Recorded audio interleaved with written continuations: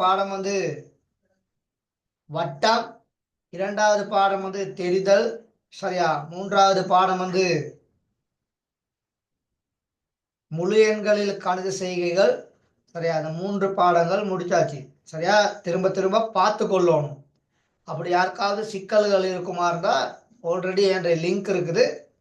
அப்ப என்ற யூடியூப்ல போயிட்டு நீங்க அந்த வீடியோவை திரும்ப திரும்ப பார்ப்பதன் மூலமா ஞாபகப்படுத்தி கொள்ளலாம். சரி, இப்ப இன்னைக்கான பாடம் வந்து காலம், 4வது அலகு, சரியா? யூனிட் நம்பர் 4 காலம். தலைப்பு போட்டுக்கொள்ளுங்க, காலம். சரியா?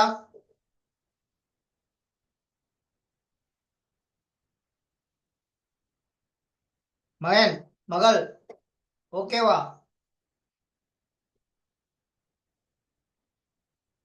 நான் பேசுறது கேக்குது இல்லையா?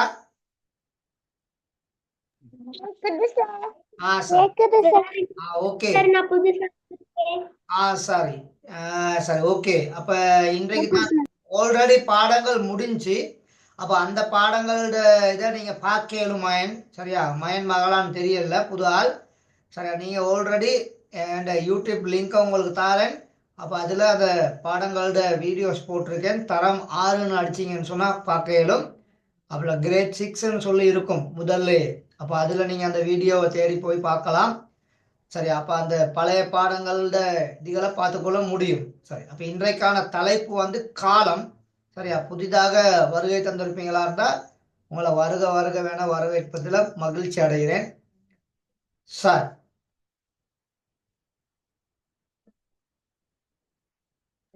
இந்த பாடம் என்ற பேரா மகன்? நான் உங்களுக்கு லிங்க் தாரேன். இந்த பாடம் முடியும் பொழுது போர்ட்ல எழுதி விடுவேன். அப்ப நீங்க நோட் பண்ணிக்கொள்ளுங்க, சரியா? Okay sir, thank you sir. சரியா?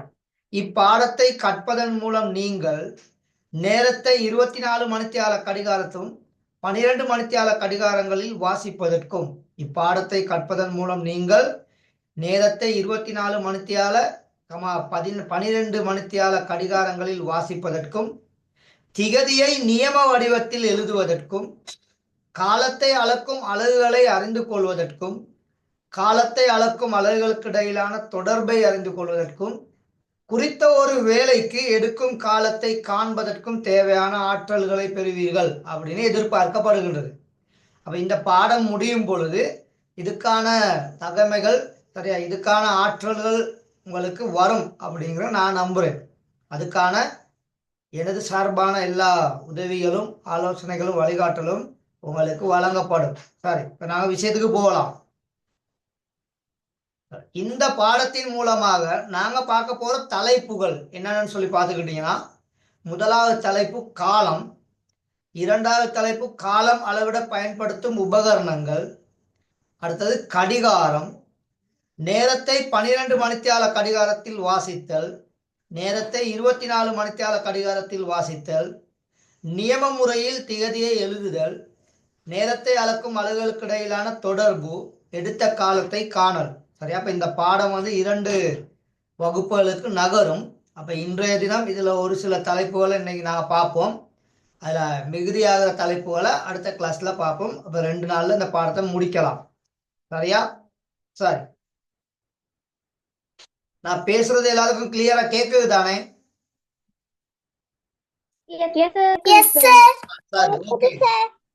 அப்ப இப்ப நாங்க மகள் நவீன காலத்துல இருக்கிறோம்.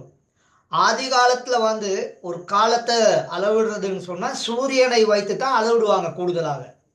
அப்ப இந்த சூரியன் நிழல், சரியா, நமக்கு முன்னாடி காணப்படுமா இருந்தா, சூரியன் நிழல் நமக்கு முன்னாடி காணப்படுமா இருந்தா, சூரியன் நிழல் நமக்கு பின்னாடி காணப்படுமா இருந்தா, சூரியன் நிழல் வந்து சூரியன் படும் பொழுது நம்ம நிழல் வந்து நமக்கு விளங்காம இருக்குமா இருந்தா, இப்படி 3 முறையில நேரத்தை ஆதி காலத்துல என்ன செஞ்சாங்க, மக்கள்கள் கணக்க கையாண்டு அளந்து கொண்டாங்க.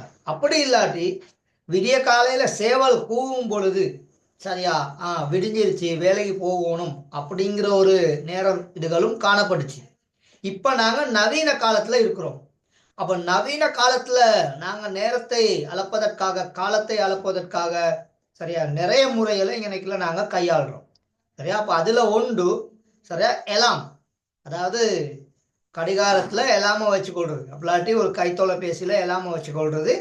அப்ப அந்த எலாம் எத்தனை மணிக்கு அடிக்குதோ அதுக்கேற்ற மாதிரிக்கே எங்கோட்டு சில செயற்பாடுகளை நாங்க கட்டமைச்சு கொள்றது. அப்ப காலம் அப்படின்னு சொன்னா ஒரு செயல் அல்லது ஒரு நிகழ்வு இடம்பெற எடுக்கிற சரியா பகுதியை தான் நாங்க காலம் அப்படின்னு சொல்றோம். ஒரு செயல் அல்லது ஒரு நிகழ்வு இடம்பெற எடுப்பது, அதைத்தான் இங்க நிக்கல காலம் அப்படின்னு என்ன செய்யப்படுகின்றது, சொல்லப்படுகின்றது. இப்போ உதாரணத்துக்கு நிறைய விஷயங்கள் சொல்ல இயலும்.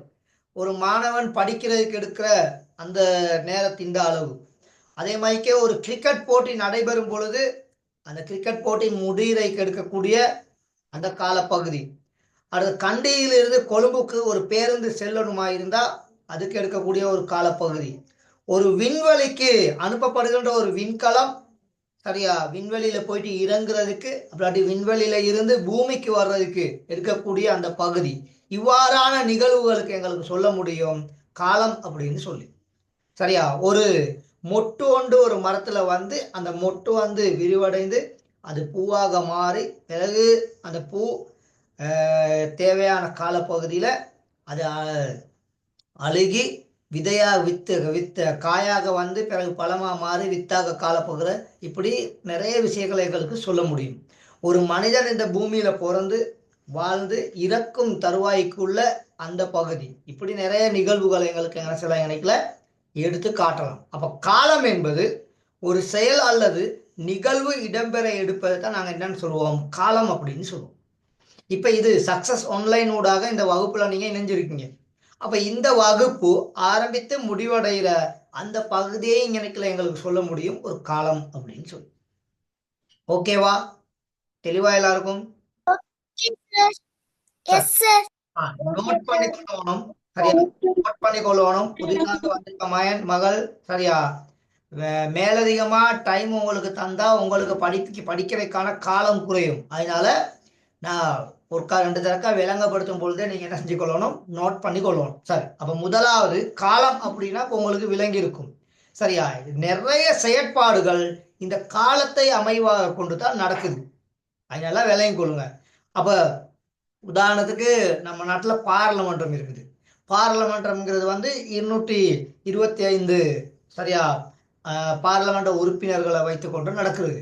அப்போ ஒரு நாளையில 24 மணித்தியாலம். ஆனா பாராளுமன்ற அமர்வு நடக்கிறது ஒரு குறிப்பிட்ட மணித்தியாலங்கள். அந்த மணித்தியாலங்கள்ல எல்லாருக்கும் என்ன செய்ய மாட்டாங்க, பேசுறதுக்கான சந்தர்ப்பம் வழங்க மாட்டாங்க.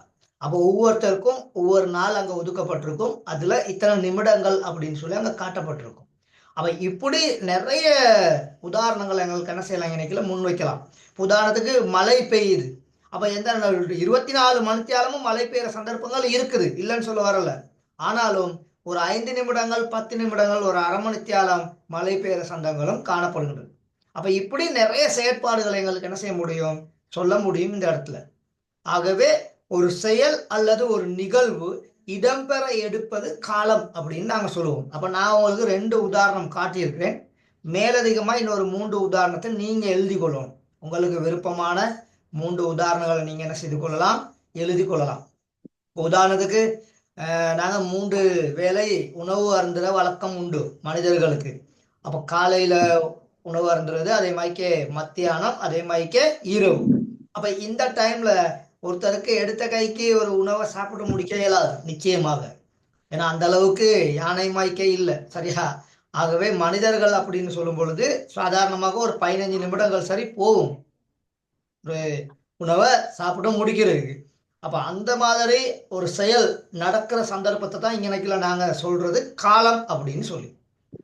நோட் பண்ணிட்டீங்களா?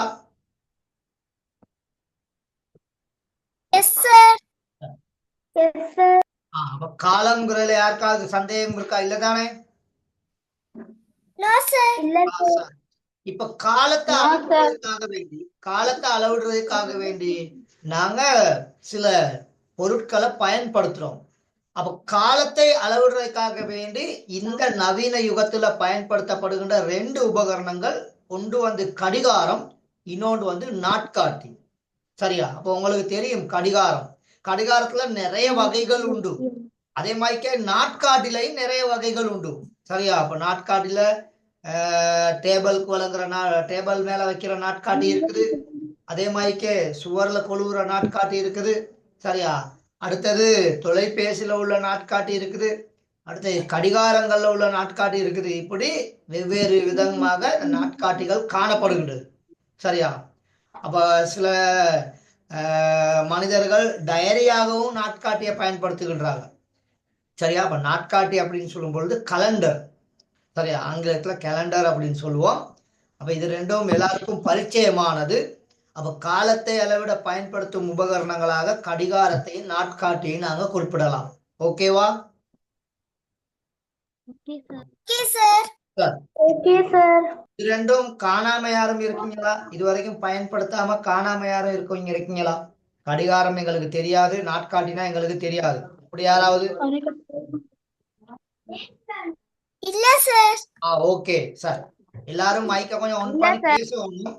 அங்க மைக்ல வேற பேக்ரவுண்ட் சவுண்டுகள் வருது. வீட்டுல பேசி கொண்டிருக்கீங்கன்னு நினைக்கிறேன். அப்படி இருந்தீங்கன்னா தயவு செய்து அதை கொஞ்சம் தவிர்த்து கொள்ளுங்க. சரி. அப்ப காலத்தை அளவிடுறதுக்கு நாங்க பயன்படுத்துற உபகரணங்களாக கடிகாரத்தையும் நாட்காட்டியும் இந்த இடத்துல குறிப்பிடலாம். சரிதானே?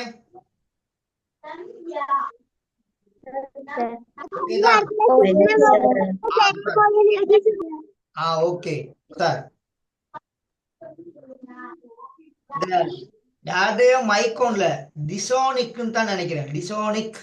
சரியா? உங்களோட மைக்ல பேக்ரவுண்ட்ல வேற சவுண்ட் ஒன்று வந்துகிட்டு இருக்கு. நீங்க வீட்டுல அம்மாவோடய ஆளோட பேசிக்கிட்டு இருக்கீங்க. தயவு செய்து அப்படியா இருந்தா அதை மைக்கை ஆஃப் பண்ணி கொள்ளுங்க.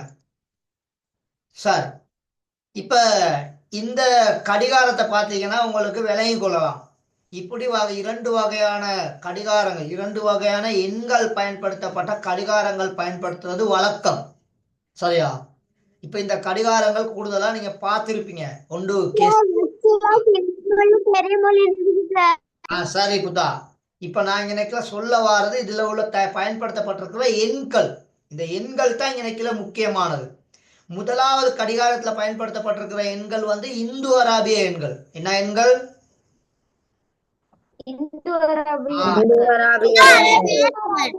இரண்டாவது கடிகாரத்துல பயன்படுத்தப்பட்டிருக்கிற எண்கள் என்ன? இப்ப இந்த ரெண்டு எண்களும் தெரியாத ஒரு மாணவருக்கு கடிகாரத்துல நேரத்தை எப்படியுமே வாசிக்க முடியாது. அதையும் கிளியரா விளங்கிக்கிறோம். ஆகவே அப்ப வளமையாக கடிகாரங்கள்ல பயன்படுத்தப்படுகின்ற இரண்டு எண் முறைமைகள், ஒன்று வந்து இந்து அராபிய எண் முறைமைகள், இன்னொன்று வந்து ரோமன் எண் முறைமைகள் அப்படிங்கிறத நீங்க விளங்கி கொள்ளணும். சரியா? அப்போ ஒரு கடிகாரத்துல சரியா 1ல இருந்து 12 வரைக்கும் எண்கள் இருக்கும். அப்ப அந்த எண்கள் இந்து அராபிய எண்களா இருக்கலாம், அப்படி இல்லாட்டி ரோமன் எண்களாக இருக்கலாம். சரியா?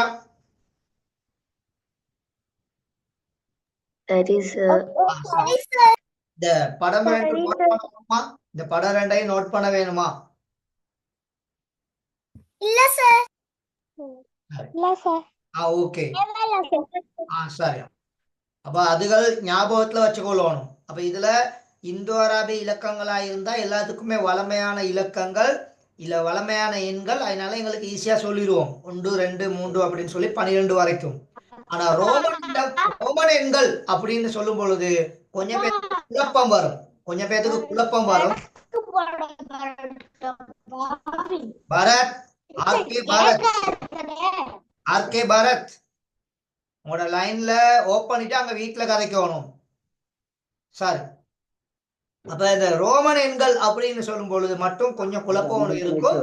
அதனால அதை கொஞ்சம் நல்லா நாங்க பார்த்து வச்சுக்கொள்றது கொஞ்சம் ஈஸியா இருக்கும். சரியா? சரி, நான் அவரோட மைக்கை ஆஃப் பண்ணிட்டேன். திரும்ப அவர் ஒன் பண்ணாருனாக்க நான் ஒன்றும் செய்யலாது. சரி.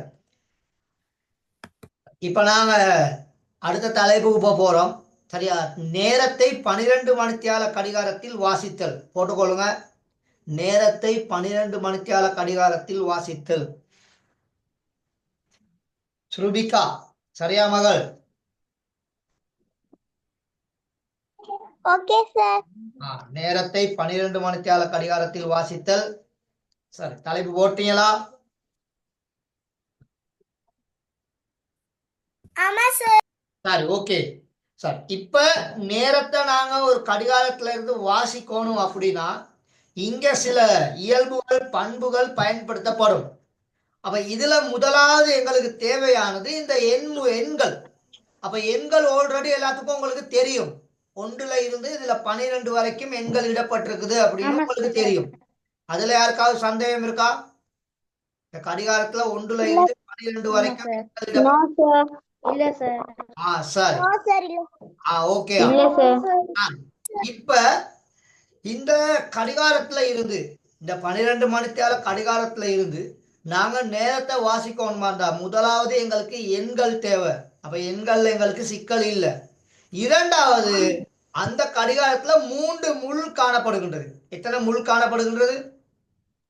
மூன்று ஆ, முள். அந்த 3 முள்ளுல இந்த 3 முள்ளுல வளமையாக ஒரு முள் தடிப்பமா கட்டையா இருக்கும். சரியா? ஒரு முள் தடிப்பமா கட்டையா இருக்கும். அந்த ஆர்கே பரத்ன்னு இருக்கீங்க புத்தா, அவங்கள நான் ரிமூவ் பண்ண போறேன். உங்களோட மைக்கை நீங்க மூவ் பண்ணி வைக்கலன்னா நான் அவங்கள ரிமூவ் பண்ணி விட்டுருவேன். அவர் கிளாஸ்ல இல்லைன்னு நினைக்கிறேன். சார், அப்ப இந்த இந்த கடிகாரத்துல மொத்தம் 3 வகையான முட்கள் காணப்படுகின்றது. ஒரு முள் மிகவும் கட்டையானது. அது தடிப்பமாகவும் காணப்படும், கட்டையாகவும் காணப்படும். அந்த முள் எப்பயுமே மணித்தியால முள் என்று சொல்லப்படும். என்ன முள்? மணித்தியால முள். இந்த படத்தை வரைஞ்சு நான் குறிக்கிற மாதிரி நீங்களும் குறிச்சு கொள்ளணும். இந்த படத்தை வரைஞ்சு நான் குறிக்கிற மாதிரி நீங்களும் குறிச்சு கொள்ளணும். இந்த முள்ளுக்கு பேர் சொல்றது மணித்தியால முள். என்ன முள்? மணித்தியால முள். ஓகே. இந்த தலைப்பு போட்டு இந்த படத்தை வரைந்து இதை நோட் பண்ணிக்கொள்ளணும் கட்டாயம்.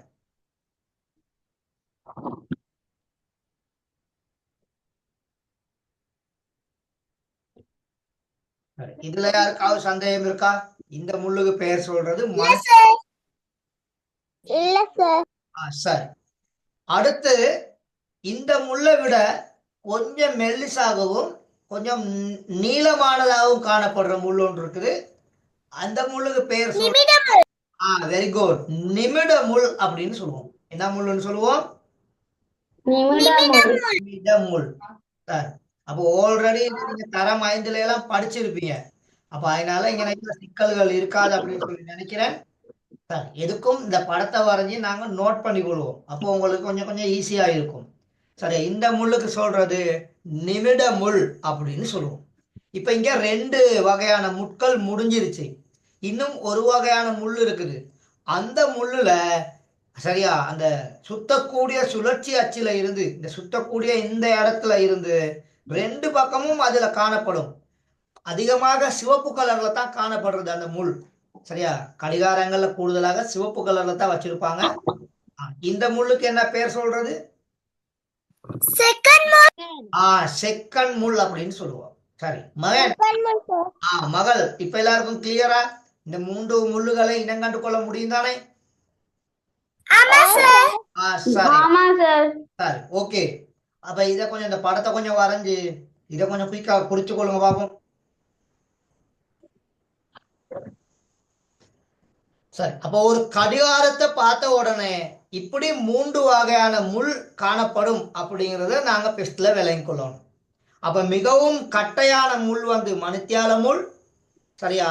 நீளமான முள் நிமிட முள்னு சொல்லுவோம். சரியா? சிவப்பு கலர்ல மிகவும் மெல்லிசா காணப்படக்கூடிய முள் செக்கன் முள் அப்படின்னு சொல்லி அழைக்கப்படும். சரிதானே? ஓகேவா? சார், கொஞ்சம் வேகமா நோட் பண்ணிக்கொள்ளுங்க. கொஞ்சம் வேகமா நோட் பண்ணி. சார், இப்ப இந்த கடிகாரத்துல முதலாவது நாங்க அதாவது கடிகாரத்துல உள்ள இந்த நேரத்தை வாசிக்கணுமா இருந்தா இந்த கடிகாரத்துல முதலாவது நாங்க நேரத்தை வாசிக்கணுமா இருந்தா இந்த கடிகாரத்துல 12 வரைக்கும் நம்பர்ஸ் இருக்குது. எத்தனை வரைக்கும் நம்பர்ஸ் இருக்குது? 12 வரைக்கும். அப்ப இந்த 12 வரைக்கும் உள்ள இந்த நம்பர்ல ஒவ்வொன்றுக்கும் இடையில 5 சிறிய பிரிவுகள் இருக்குது. எத்தனை சிறிய பிரிவுகள் இருக்குது? 5 சிறிய பிரிவுகள். 5 சிறிய பிரிவுகள் என்னும் பொழுது இந்த கடிகாரத்தை சுற்றி மொத்தம் 60 சிறிய பிரிவுகள் உண்டு. எத்தனை சிறிய பிரிவுகள்?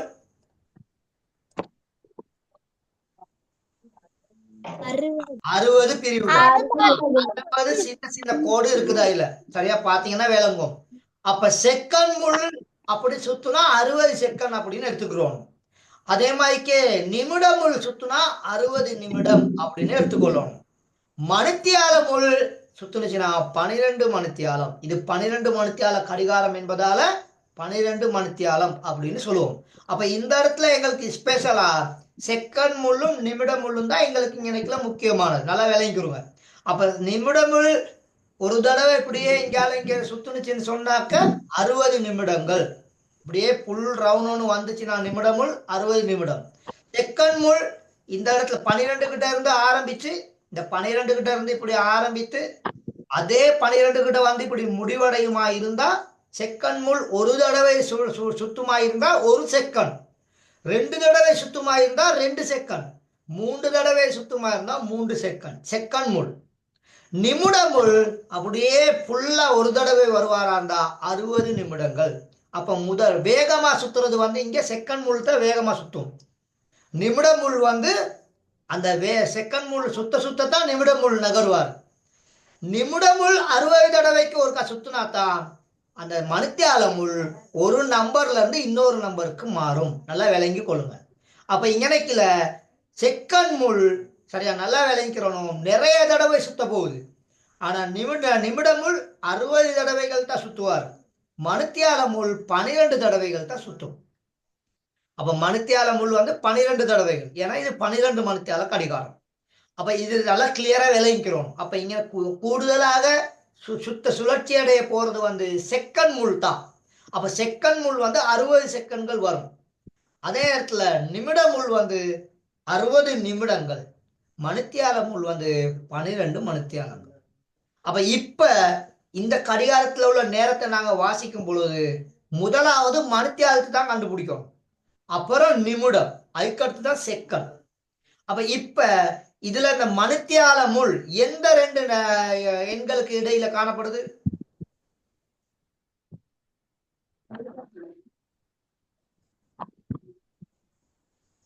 மணித்தியால முள் எந்த 2 எண்களுக்கு இடையில காணப்படுகின்றது? 10க்கும் 11க்கும் 11க்கு இடையில காணப்படுது. அப்ப 10க்கும் 11க்கு இடையில மணித்தியால முள் காணப்படுறதுனால இங்க நாங்க 10 மணின்னு தான் எடுப்போம். எத்தனை மணின்னு எடுப்போம்? 10 மணி. 10 மணி. அப்ப 10 மணி சரியா. அடுத்து நிமிட முள்ளுக்கு போவீங்க. அப்ப நிமிட முள் எந்த 2 எண்களுக்கு இடையில காணப்படுகின்றது? 1க்கும் 2க்கும். அப்போ 1க்கும் 2க்கும் இடையில நான் 1 தாண்டிட்டா 5 நிமிடங்கள். அப்ப 5, 6, 7, 8, 9 நிமிடங்கள். எத்தனை நிமிடங்கள்? 9 சரியா. அப்போ 9 நிமிடங்கள். அடுத்து செகண்ட் பார்க்கும்பொழுது எத்தனை செகண்ட்? சரியா செகண்ட் லைனை பார்க்கணும். சரியா எத்தனை செகண்ட்ல நிக்குது அப்படின்னு சொல்லி யாராவது பார்த்து சொல்லுங்க. எத்தனை செகண்ட்? 36 செகண்ட். 36 செகண்ட். எத்தனை second? 36 second. Okay, very good sir. அப்ப உங்களுக்கு இப்ப கொஞ்சம் அந்த ஐடியா ஒன்று வந்திருக்கும். அப்ப முதலாவது மணித்தியால முள்ள பார்ப்போம், 2வது நிமிட முள்ள பார்ப்போம், 3வது செகண்ட் முள்ள பார்ப்போம். சரியா. கூடுதலாக செகண்ட் முள் வந்து யாராவது ஒருத்தர் நேரம் கேட்கும் பொழுது செகண்ட் முள் பயன்படுத்துறது இல்லை. ஆனா மணித்தியால முள்ளும் நிமிட முள்ளும் தான் கூடுதலாக நாங்க பயன்படுத்துறோம். ஆனா ஒரு கடிகாரத்துல நேரம் ஒருத்தர் பார்க்கணுமா இருந்தா இந்த 3 முட்களையும் நல்லா தெரிஞ்சு வச்சிருக்கணும் கட்டாயம். அப்ப இங்க 10 மணி 9 நிமிடம் 36 செகண்ட். எத்தனை செகண்ட்? 36 செகண்ட். இப்ப இதுல சந்தேகங்கள் இருக்கா சார்? ஓகே, இந்த டைமையும் அந்த முள்ளையும் முதல்ல படம் வரைக்கலாம். அந்த முள்ளையும் அதே மைக்க வரைஞ்சீங்களா இல்லாட்டி உங்களுக்கு விருப்பமான மைக்க வரைஞ்சீங்களா? அதே மைக்க வரைஞ்சிருந்தீங்களா? அப்ப அந்த கடிகாரத்துக்கு கீழே இந்த நேரத்தை நீங்க போட்டுக்கொள்ளலாம். 10 மணி போட்டுதான் சார் 30 நிமிடம் 36 செகண்ட். சரியா? ஓகே சார் சரி, அப்ப கிளியர் தானே? ஓகேயா? சரி, அப்ப நல்லா கவனிச்சு கொள்ளுங்க. எங்களுக்கு ஒரு கடிகாரத்துல 12 மணித்தியால கடிகாரத்துல நேரத்தை நாங்க வாசிக்கணுமா இருந்தா கடிகாரத்தின் வட்டம் 60 பிரிவுகளாக பிரிக்கப்பட்டிருக்கும். எத்தனை பிரிவுகளாக பிரிக்கப்பட்டிருக்கும்? 60 60 பிரிவுகளாக. அந்த 60 பிரிவுகள்ல ஒரு இலக்க 2 இலக்கங்களுக்கு இடையில ஒரு இலக்கத்துல இருந்து இன்னொரு இலக்கத்துக்கு போகும் பொழுது அப்ப 2 இலக்கங்களுக்கு இடையில எத்தனை சிறிய பிரிவுகள் காணப்படும்? 5 சிறிய பிரிவுகள். அப்ப மொத்தம் 12 எண்கள் காணப்படுது. அப்போ ஒரு நம்பர்ல இருந்து ஒரு நம்பருக்கு 5 சிறிய பிரிவா இருந்தா அப்ப 12 5 பெருக்கினா எவ்வளவு? 60 சார் 60 பிரிவுகள். 60 பிரிவுகள். அப்ப செகண்ட் முள் ஒரு தடவை சுத்துனா 60 செகண்ட். நிமிடமுள் அப்படியே ஃபுல்லா சுத்துனுச்சுன்னா 60 நிமிடம். மணித்தியால முள் அப்படியே சுத்துனுச்சுன்னா 12 மணித்தியாலங்கள். எத்தனை மணித்தியாலங்கள்?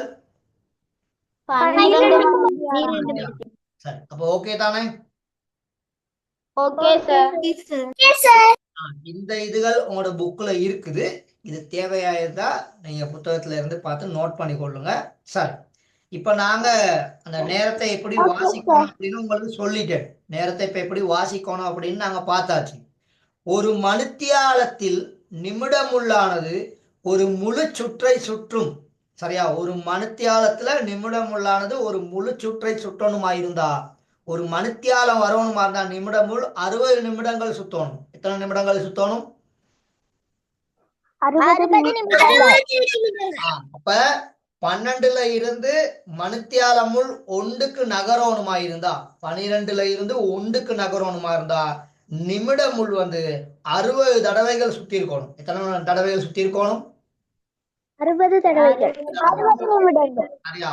அதே போல ஒரு நிமிடம், சரியா நல்லா கவனிச்சு கொள்ளுங்க, 0ல இருந்து 1க்கு நிமிடமுள் நகரணுமா இருந்தா செகண்ட் முள் 60 செகண்ட்களை தாண்டி இருக்கணும்.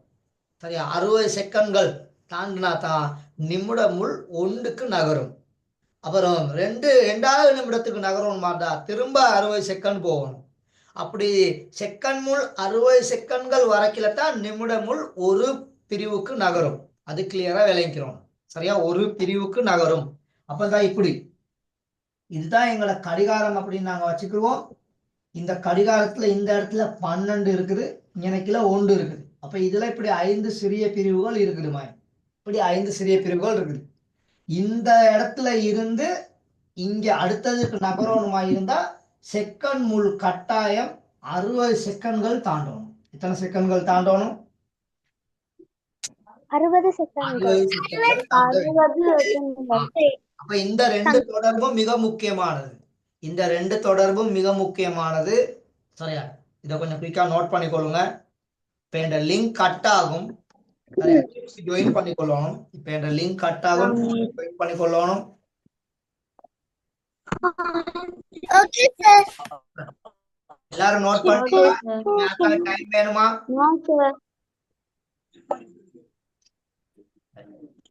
நோட் பண்றது இன்னும் டைம் தாரேன். நோட் பண்ணுங்க. நோட் பண்றது இன்னும் டைம் பண்ணிக்கொள்ளுங்க. சரி, அப்போ ஒரு மணித்தியாலம் என்பது 60 நிமிடங்கள். ஒரு மணித்தியாலம் என்பது எத்தனை நிமிடங்கள்? 60 நிமிடங்கள் சார் 60 நிமிடங்கள். ஒரு நிமிடம் என்பது எத்தனை செகண்ட்கள்? 60 செகண்ட்கள். அப்போ ஒரு நிமிடமுள் ஒரு நம்பர்ல இருந்து அடுத்த நம்பருக்கு ஒரு எண்ல இருந்து அடுத்த எண்ணுக்கு நகரணுமா இருந்தா செகண்ட் முள் எத்தனை தடவைகள் சுத்தி இருக்கணும்?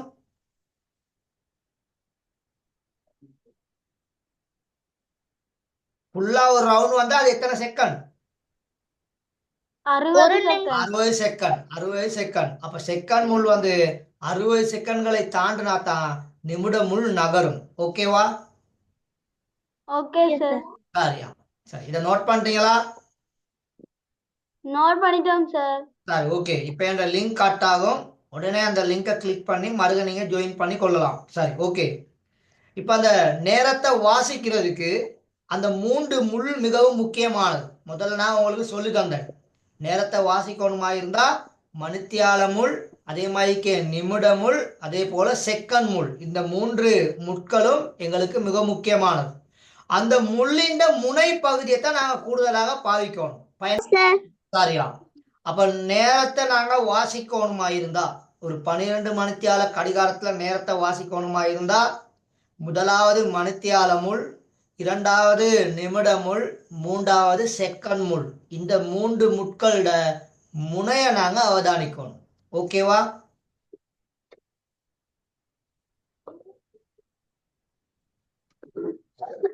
சரியா? நான் பேசுறது கேக்குது இல்லையா?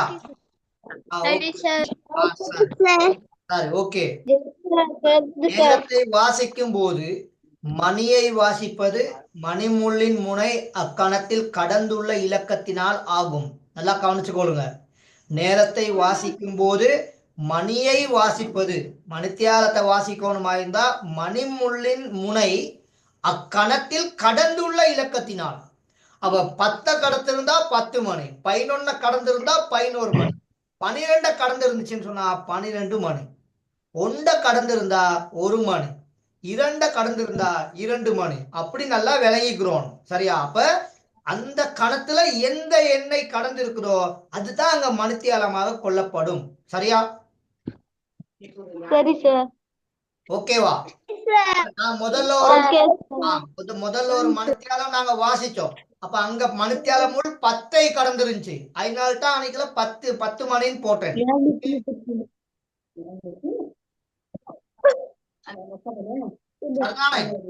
அந்த கொண்டு ஒண்ணுல இருக்குது. அங்க பேசிக் கொண்டிருந்தீங்கன்னா இங்க சிக்கல். சார் மைக் கொஞ்சம் ஆஃப் பண்ண சொல்றீங்க? ஆயிட்டா யாரு அத ஓப் பண்ணிட்டாங்க. சரியா? அது நீங்க தான் அவதானமா பாத்துக்கிறோம். ஒருக்கா வீட்டுல பேசுறதுக்கு முன்னுக்கு பேரண்ட்ஸ் பக்கத்துல இருந்தாலும் நீங்க சரி கொஞ்சம் செக் பண்ணுங்க. உங்களோட மகள் மகன் மைக் வந்து ஒன்ல இருக்குதா அப்படின்ட்டு. ஏன்னா நீங்க என்ன பேசுறீங்களோ அதையும் நாங்க கேட்டுக்கொண்டிருக்கோம். அது உங்களுக்கு அழகு இல்லை. சார் அடுத்தது நிமிடம் செகண்ட் 2 இதுகளையும் நாங்க வாசிக்கணுமா இருந்தா கட்டாயம் அந்த நிமிடமுள் செகண்ட் முள்ட முனை சரியா எந்த கோட்ல இருக்குதோ அந்த எண்ணத்தான் நாங்க எடுக்கணும். அது தாண்டி இருக்கலாம் இயலாது. மணித்தியால முள்ளுக்கு மட்டும்தான் அந்த இயல்பு எந்த எண்ணெய் தாண்டி இருக்குது அப்படிங்கிறது. ஆனா நிமிட முள்ளுக்கும் செகண்ட் முள்ளுக்கும் சரியா அந்த கணத்துல எந்த இதுக்கு இருக்குதோ அதைத்தான் நாங்க எடுக்கணும். அதை நல்லா ஞாபகத்துல வச்சுக்கொள்ளுங்க. ஆகவே அப்ப இந்த இடத்துல மணித்தியால முள் எந்த எண்ணெய் கடந்துள்ளது, நிமிட முள் செகண்ட் முள் எந்த எண்ணுக்கு நேரா இருக்குது, எந்த எண்ணுக்கு நேரா காணப்படுகின்றது. இது ரெண்டும் மிகவும் முக்கியமானது. சரியா மகன்? சரியா மகள்? Okay sir. Okay sir. இப்ப இந்த கடிகாரத்துல என்ன நேரம் காணப்படுகின்றது அப்படிங்கறத இப்ப நீங்க எல்லாரும் நோட் பண்ணிக்கொள்ளுங்க. சரியா? இப்ப நாங்க இதை டிஸ்கஸ் பண்ண போறோம். டெஸ்ட்ல உங்களுக்கு ஒரு சந்தர்ப்பம் தாரேன். யாரும் மைக்ல சொல்ல வேணாம், அடுத்தது செட்லையும் போட வேணாம். டெஸ்ட்ல நீங்க இந்த விஷயத்தை போட்டுட்டு இந்த கடிகாரத்தை வரைந்து அந்த நேரத்தை நோட் பண்ணுங்க பாப்போம். கீழே நேரத்தை சரியா கண்டுபிடிச்சு நோட் பண்ணுங்க பாப்போம்.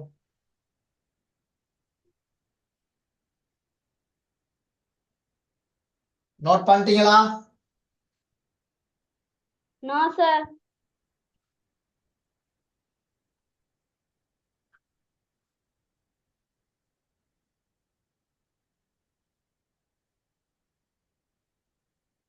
சரி பாப்போமா? Okay sir. சரி. அப்போ மணித்தியால முள் எந்த 2 எண்களுக்கு இடையில காணப்படுது?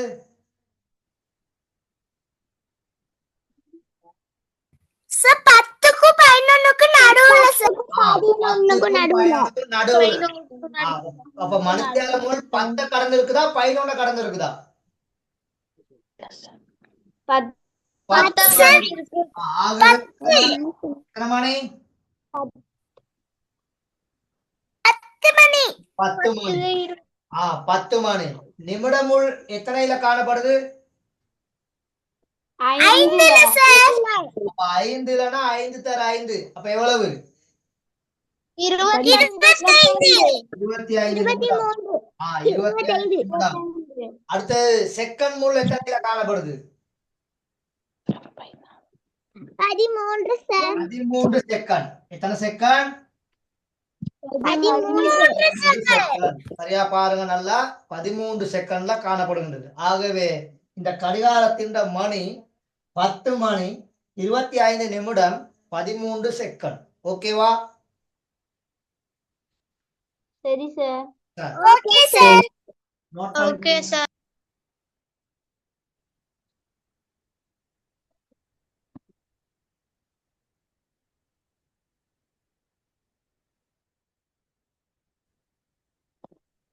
சார், இப்போ ஒரு விளக்க தெளிவு கொண்டு வந்துருச்சா எல்லாருக்கும்? இப்போ ஒரு நேரம் ஒன்று எப்படி பார்க்கணும் அப்படின்னு சொல்லி. ஆமா சார் சரியா?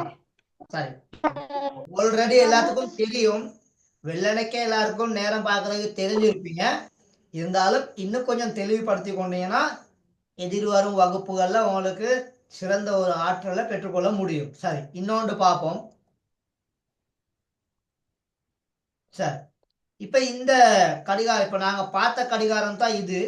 அப்ப 10 மணி 25 நிமிடம் 13 செகண்ட். இப்ப இந்த இடத்துல செகண்டை கூடுதலாக நாங்க பயன்படுத்துறது இல்லை, அது எல்லாத்துக்கும் தெரியும். அதனால 10 25 மணி அப்படின்னு சொல்லுவோம். 10 மணி 25 நிமிடம், அதுதான் அழகா சொல்ற முறை. 10 மணி 25 நிமிடம். தேவை ஏற்பட்ட செகண்டையும் சொல்ல வேண்டி இருக்கும். சரியா? அப்ப 10 மணி 25 நிமிடம் 13 செகண்ட். ஓகேவா? Okay sir sir, okay sir இப்ப இதுல உள்ளதை இப்ப நீங்க கொஞ்சம் நோட் பண்ண போறீங்க. இந்த பாருங்க, இங்க கொஞ்சம் படங்கள் உங்களுக்கு தந்திருக்கேன். சரியா? இப்ப இதுல உள்ளதை நீங்க எழுத போறீங்க. இது முதலாவது பயிற்சி. ஒரு 2 மினிட் தாரன். இந்த படங்களை வரைந்து அதுக்கு கீழே உள்ள நேரங்களை போட போறீங்க. நாங்க டிஸ்கஸ் பண்ண போறோம். அப்ப சரியா இருந்தா நீங்க சரி போட்டு கொள்ளலாம், பிழையா இருந்தா பிழையை போட்டு கொள்ளலாம்.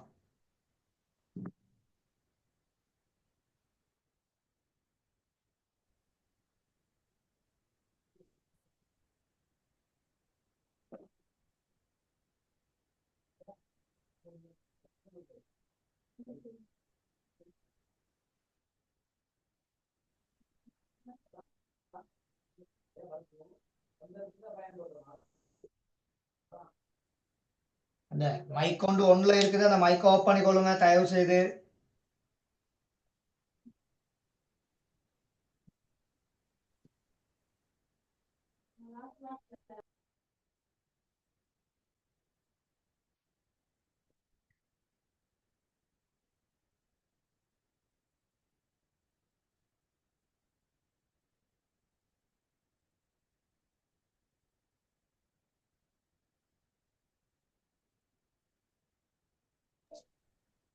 சரி, பாப்போமா? நோ சார் கொஞ்சம் செஞ்சிட்டேன் சார் செய்துட்டா திரும்ப ஒருக்கா செக் பண்ணுங்க. செய்துட்டா திரும்ப ஒருக்கா செக் பண்ணுங்க. சரி, என்ன ஒரு சார் ஒரு 1 மினிட் தாரன். செய்யாதவங்க குயிக்கா செய்யுங்க.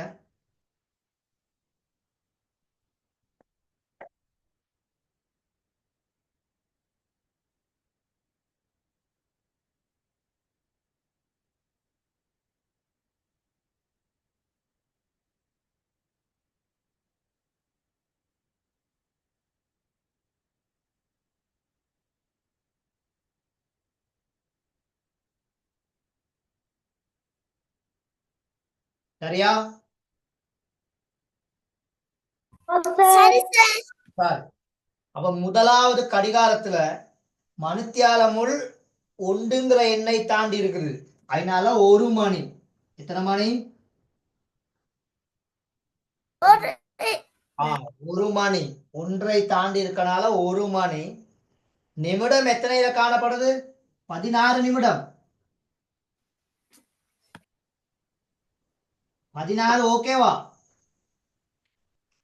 ஓகே சார் 16 நிமிடம் எத்தனை செகண்ட்கள்?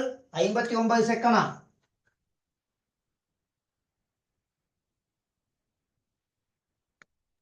ஆமா சார் 59 செகண்ட். ரெண்டாவதுல எத்தனை மணி? இரண்டாவதுல எத்தனை மணி?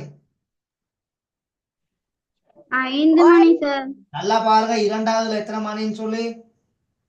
இரண்டாவது 1 மணி 8 மணி. சார் 8 மணி எத்தனை நிமிடம்? 30 நிமிடமா? 29 நிமிடம் சார் 9 நிமிடம் சார் 29 நிமிடம் எத்தனை second? 13 sir 13 second. Very good. 13 second. மூன்றாவதுல 10 மணி 14 10 மணி. சரியா? 10 மணி செகண்ட் வந்து 16 செகண்ட். எத்தனை செகண்ட்? 16 செகண்ட். நாலாவதுல எத்தனை மணி? 3 மணி சார் 3 மணி 31 நிமிடம் 56 நிமிடம் 56 செகண்ட். 56 செகண்ட். அதுல நல்லா கிளியரா விளங்கிக்கிறோம். நிமிடம், மணித்தியாலம், செகண்ட் சொல்லிக்கல தான் தெளிவா இருக்கணும். நிமிடம், சரியா, செகண்ட் இதுல தெளிவா இருக்கணும். ஆங்கிலத்துல தெரிஞ்சிருந்தா அந்த சொற்களை ஞாபகத்துல வச்சுக்கொள்ளுங்க. மணித்தியாலத்துக்கு அவர்னு சொல்லுவோம், நிமிடத்துக்கு மினிட்னு சொல்லுவோம், செகண்டுக்கு செகண்ட் அப்படின்னு சொல்லுவோம். அப்ப HMS அந்த சொற்கள் பயன்படுத்தப்படும், அந்த எழுத்துக்கள் பயன்படுத்தப்படும். அப்ப 10 மணி நினைக்கிற நிமிடம் வந்து 0, செகண்ட் வந்து 16. நினைக்கல 3 மணி 31 நிமிடம் 56 செகண்ட். ஓகேவா?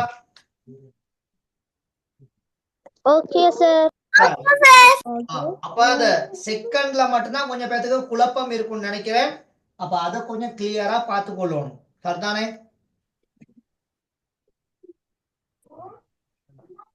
சரி சார் நோட் பண்ணிட்டீங்களா? எஸ் சார் சரி. யாருக்காவது இன்னும் சந்தேகம் இருக்கா? நோ சார் சரி, ஓகே. சரி, அடுத்து தலைப்பு 24 மணித்தியால கடிகாரத்தில் நேரத்தை வாசித்தல். எத்தனை மணித்தியால கடிகாரம்?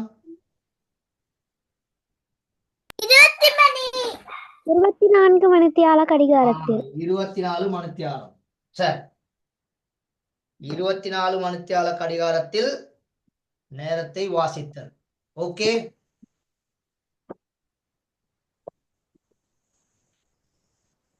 அப்ப இந்த 12 மணித்தியால கடிகாரம், 24 மணித்தியால கடிகாரம் என்ன வித்தியாசம் தெரிஞ்சவங்க சொல்லுங்க.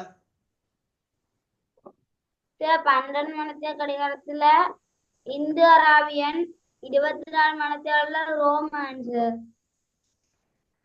இல்ல, ஈஸியா சொல்லலாம். 12 மணித்தியால கடிகாரம், 24 மணித்தியால கடிகாரம். 12 மணித்தியால கடிகாரம் சொல்லுங்க. என்ன சார் 12 மணித்தியால கடிகாரம், 24 மணித்தியால கடிகாரம் என்ன வித்தியாசம்? சார் 12 மணித்தியால கடிகாரத்துல 12 இலக்கங்கள் உண்டு சார். 24 மணித்தியால கடிகாரத்துல 13 வருது சார். 2க்கு வந்து 14 சார். 3க்கு 15 சார். சரி, ஓகே. 4க்கு 16 சார். சரி மகள், சரி. அவ முதல்ல சொன்ன மகன் அங்க சரியா கரெக்டா சொல்லிட்டாரு. நான் எதிர்பார்த்த விஷயம் அதுதான். அதாவது 12 மணித்தியால கடிகாரம், 24 மணித்தியால கடிகாரம் ரெண்டுக்கும் உள்ள சின்ன வித்தியாசம். 12 மணித்தியால கடிகாரத்துல 1ல இருந்து 12 வரைக்கும் எண்கள் காணப்படும். 24 மணித்தியால கடிகாரத்துல 1ல இருந்து 24 வரைக்கும் காணப்படும். இவ்வளவுதான் எனக்குள்ள வித்தியாசம். அப்போ ஒரு நாள் நாங்க சாதாரணமா ஒரு நாளை நாங்க செலவழிக்கணுமாண்டா 2 விஷயங்களை நாங்க கடக்கணும். ஒன்று வந்து சரியா பகல் நேரம், இன்னொன்று வந்து இரவு நேரம். இப்படி 2 விஷயம் இருக்குது. அதாவது பகல், இரவு. சரியா? அப்ப இரவு என்பது ஃபுல்லா இருள் சூழ்ந்து காணப்படக்கூடியதா இருக்கும். சூரிய ஒளி அங்க இருக்காது. ஆனா பகல் வேலை அப்படிங்கிற சூரிய ஒளி இருப்பார். அப்ப இந்த 2 விஷயங்கள் உங்களுக்கு தெரியும். அப்ப இந்த இரவு சந்தர்ப்பம் 12 மணித்தியாலங்கள், அதே மாதிரிக்கே பகல் சந்தர்ப்பம் 12 மணித்தியாலங்கள். அப்ப 2யும் சேர்த்து தான் இந்த இடத்துல 24 மணித்தியாலம் அப்படின்னு சொல்லப்படுகின்றது. சரி, அப்ப இது எல்லாருக்கும் உங்களுக்கு தெரியும். அப்ப 24 மணித்தியாலம் அப்படின்னு சொல்லும் பொழுது அங்க பகல் வேலையும் இருக்குது, இரவு நேரமும் இருக்குது, இரவும் இருக்குது. சரியா? அப்ப இது 2ம் நல்லா விளங்கிக் கொள்ளணும். அப்ப 24 மணித்தியாலம் அப்படின்னா ஒரு நாள். 24 மணித்தியாலம்னா எத்தனை நாள்? ஒரு நாள். ஒரு நாள். சரி, இதுக்கு ஒரு சின்ன ஒரு சந்தர்ப்பத்தை இப்ப நாங்க பார்ப்போம். இப்ப இந்த படத்துல, சரியா, இந்த படத்தை நல்லா நீங்க விளங்கிக் கொள்ளுங்க. இந்த படத்துல இந்த மாணவன் ஒருவன் எண்ணத்தை பயன்படுத்தி என்ன செய்யறாரு அப்படிங்கிறத கிளியரா விளங்கிக்கிறோம். பென்சில வச்சு எழுதுறா சார். வேற என்ன இருக்கு அந்த படத்துல? வேற என்ன விளக்கம் தந்திருக்காங்க அந்த படத்துல? பென்சிலை வச்சு எழுதுறாரு அப்படிங்கிற ஒரு விளக்கம் சொல்லிட்டாரு ஒருத்தர். இன்னொரு ஆள் சொல்லுங்க, வேற என்ன சொல்லலாம் அந்த படத்தை வச்சுக்கிட்டு? இந்த படத்தை வச்சு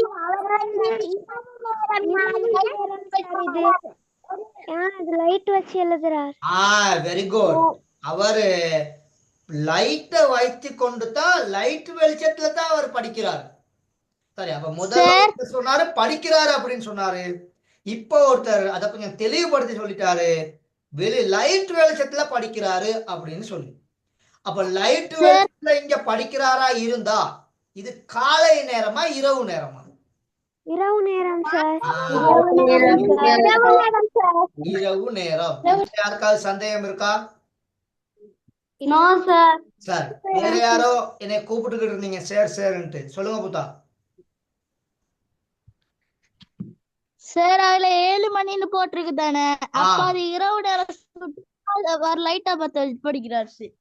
okay okay okay, very good. சரி, அப்ப நான் பெஸ்ட்ல படத்தை வச்சு விளங்கிக்கிட்டு அப்புறம் நேரத்துக்கு போவோம் அப்படின்னு சொல்லி தான் நான் படத்தை விளங்கப்படுத்த சொன்னேன். அப்போ ஒரு ஆள் சொன்னாரு 7 படிச்சுக்கிட்டு இருக்காரு அப்படின்னு சொல்லி. அதை இன்னொருத்தர் தெளிவுபடுத்தி சொன்னாரு லைட்டை வச்சு படிச்சுக்கிட்டு இருக்காரு அப்படின்னு சொல்லி.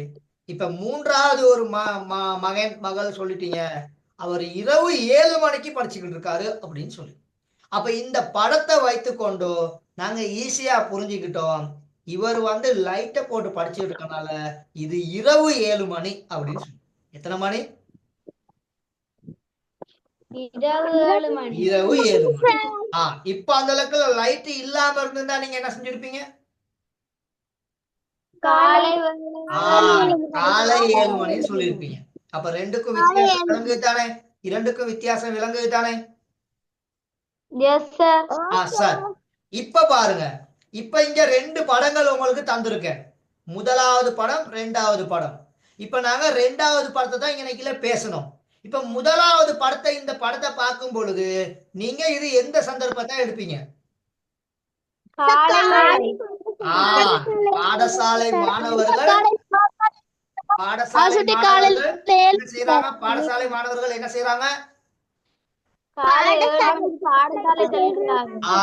பாடசாலையை நோக்கி செல்கிறார்கள். பாடசாலை என்ன செய்யறாங்க? நோக்கி செல்கிறாங்க. அப்ப இது காலை 7 மணியா இரவு 7 மணியா? காலை 7 மணி. அப்ப நாங்க செய்த ஒவ்வொரு செயற்பாடுகளையும் வைத்துக்கொண்டு அது காலையா மாலையா பகலா அப்படின்னு சொல்லி எங்களால சொல்ல முடியும் தானே? அப்ப முதலாவது படம் பாடசாலையை நோக்கி மாணவர்கள் செல்றத காண்ற காட்சினால அது காலை 7 மணி அப்படின்னு நாங்க சொல்றோம். இப்ப அதே கடிகாரத்துல 7 மணின்னு தான் சொல்லி இருக்குது. ஆனா சந்தர்ப்பம் நிகழ்வு வேற. அப்ப நல்லா ஞாபகத்துல வச்சுக்கொள்ளுங்க, ஒரே கடிகாரத்துல 7 மணின்னு சொல்லி இருக்கும் பொழுது நிகழ்வு வித்தியாசப்படுது. சரியா? நிகழ்வு வேற, ஆனா டைம் ஒரே டைம் தான். அப்ப அப்படி 12 மணித்தியால கடிகாரத்துல நேரத்தை வித்தியாசமா படுத்தி எங்களால பார்க்க முடியாது. சரியா? காலையிலையும் 7 மணி தான் காமிக்குது, இரவுக்கும் 7 மணி தான் காமிக்குது. ஆனா செயற்பாடுகள் ரெண்டும் வேற. இது காலையில உள்ள செயற்பாடு பாடசாலை. சொல்லுங்க சார். அதை கண்டுபிடிக்கிறதுக்கு அந்த இது படம் போடாம இருந்தா அதை கண்டுபிடிக்கிறதுக்காண்டி தான் பிற்பகல் முற்பகல் இருக்கு சார். அதைத்தான் இப்ப நாங்க வரப்போறோம். சரியா, அந்த விஷயத்துக்கு தான் வரப்போறோம். சரியா, ஆகவே அப்ப இது 24 மணித்தியால கடிகாரம் இருக்கனால தான் எங்களால இலகுவாக எங்களால சொல்ல முடியுது பிற்பகல் முற்பகல் அப்படின்னு சொல்லி. அப்ப இந்த பிற்பகல் முற்பகல் அப்படிங்கிற விஷயத்துக்கு வர்றதுக்கு முன்னாடி பெஸ்ட் லைட்டை நாங்க விளங்கிக்கிறோம் நல்லா. அப்போ ஒரே கடிகாரத்துல 7 மணி 7 மணின்னு இருக்கனால எங்களால வித்தியாசப்படுத்தி பார்க்க முடியாது. அப்படி வித்தியாசப்படுத்தி பார்க்கணுமா இருந்தா அதனால தான் இந்த நிகழ்வுகளை நாங்க பிரிச்சு வச்சிருக்கிறோம். சரியா, இது பாடசாலை செல்லுதல், இது இந்த லைட் வெளிச்சம் இருக்கனால இரவு வீட்டுல மாணவன் படிக்கிறாரு அப்படிங்கிறத நாங்க ஞாபகத்தை வச்சிருக்கோம். அப்ப இந்த மாதிரி சந்தர்ப்பங்களை இலகுவாக நாங்க வேறுபடுத்தி பார்க்கணுமா இருந்தா எங்களுக்கு 24 மணித்தியால கடிகாரம் தான் எங்களுக்கு இலகுவானதாக காணப்படும். அப்ப இலகுவான வேலை சரியா, முதலாவது கடிகாரம் மாணவன் பாடசாலைக்கு செல்லும் நேரம் காலை 7 மணியை காட்டுகிறது. அடுத்த கடிகாரம் மாணவன் பாடம் படிக்கும் நேரம் மாலை 7 மணியை காட்டுகின்றது.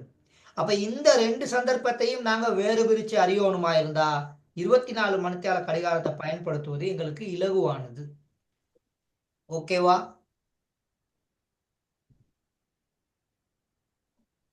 Okay sir. சார், அப்ப 24 மணித்தியால கடிகாரத்தை பயன்படுத்தும் பொழுது எங்களுக்கு முற்பகல் பிற்பகல் அப்படிங்கிறத இலகுவாக வேறு பிரித்து கொள்ளலாம். சரியா, அப்ப முற்பகல் அப்படின்னு சொல்லும் பொழுது AM அப்படின்னு போடுவீங்க, பிற்பகல் அப்படின்னு சொல்லும் பொழுது PM அப்படின்னு சொல்லி போடுவீங்க. சரியா, அப்ப அது தெரியும். ஓகே சார், சொல்லுங்க. பிற்பகல்னா சூரியன் உதித்திருக்கும் நேரம், அது பிற்பகல்னா சூரியன் மறையும் நேரம். ஓ சரியா, அப்ப அந்த இதுகள் சரியா. சரி, இப்ப நல்லா கவனிச்சு கொள்ளணும். ஒரு நாளினுள் கடிகாரம் 2 சந்தர்ப்பத்தில் ஒரே நேரத்தை காட்டுவதால் நேரத்தை குறிப்பிடும் போது அதனை சரியாக காட்டும் முறை கீழே விவரிக்கப்பட்டுள்ளது. சரியா, இதை நோட் பண்ணிக்கொள்ளுங்க. பகலில் 3 முட்களும் 12 இலக்கத்தை காட்டும் பொழுது நேரம் நண்பகல் 12 மணி. இரவில் 3 முட்களும் 12 என்ற இலக்கத்தை காட்டும் பொழுது நேரம் நள்ளிரவு 12 மணி. சரி, இது ரெண்டையும் வச்சுக்கிட்டு தான் நாங்க அந்த முற்பகல் பிற்பகலை நாங்க வேறு பிரிச்சு அறிகிறோம். பகல் டைம்ல 3 முள்ளும் 12ல காணப்படுமா இருந்தா அது நண்பகல். அதே நேரத்துல இரவுல 3 முட்களும் 12ல காணப்படுமா இருந்தா அது நள்ளிரவு. அப்ப நள்ளிரவுல இருந்து சரியா நண்பகல் 12 மணி வரை முற்பகல் என்று அர்த்தம். சரியா, நண்பகல் 12 மணில இருந்து நள்ளிரவு 12 மணி வரைக்கும் அதை நாங்க என்னன்னு சொல்லுவோம்?